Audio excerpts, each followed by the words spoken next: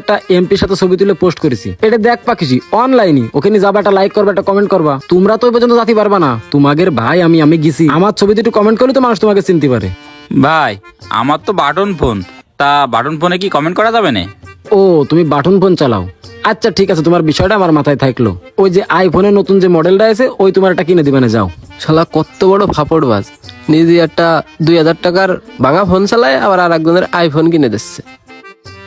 আর হৃদয়, তোমার কি দেখি অবস্থা, এখন কোনে কি করতে চাও? পড়াশোনা কি করতেছো? শোনো, পড়াশোনার পাশাপাশি আমার সাথে একটু রাজনীতি করো, তাহলে সংসারটা চলবে না।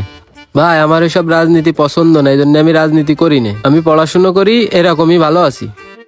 ভাই নতুন দেখলাম কমেডি ঘোষণা করেছে, মোড়ে আবার দেখলাম নামগুলো লিখে পোস্টার টাঙা দিয়েছে, আপনার নাম তো দেখলাম না।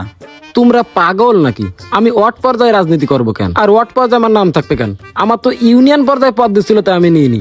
আমি পদ হচ্ছে জেলা পর্যায়ে নিব, বড় পদ। তোমরা তো ফেসবুক চালাও না, দেখবা কি ফেসবুকে যায় কারোর ফোন নিয়ে আমার আইডিতে ঢুকবা, ঢুকে দেখবা আমার এমপির সাথে ছবি আছে, জেলা সভাপতির সাথে ছবি আছে, বড় বড় পর্যায়ে। যখন মিটিং করি তখন ওরা বলে ভাই একটা ছবি তুলে পোস্ট করেন, তখন পোস্ট করি। অনলাইনে না গেলে এসব বুঝবা না তোমরা। ভাই আমি আগের দিন একটা ফেসবুকে পোস্ট দেখলাম যে আপনি ওই এমপির দারোয়ানের ঘুষ দিয়ে এসে এমপির রুমে ঢুকতেছেন, তা এটা কি সত্যি কথা? আরে তোমরা কি পাগল?